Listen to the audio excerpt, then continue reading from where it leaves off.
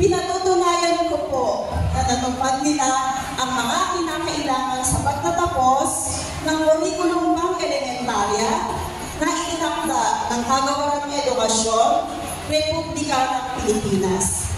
Kaya hinihiling ko po ang pagpapatibay sa kanilang pagtatapos. Sa bisa ng kapangyarihan ng iginawad sa akin ng Kagawaran Edukasyon sa ilalim ng pamumuno ng ating pansangay na tagapamanihala ng mga paaralan, Dr. Rose Torres, at sa pagpapatunay ng inyong gurong tagagabay na kayo ay malwalhating nakatupad sa hinihingi ng kurikulum pang-elementarya sa ilalim ng K-12 program.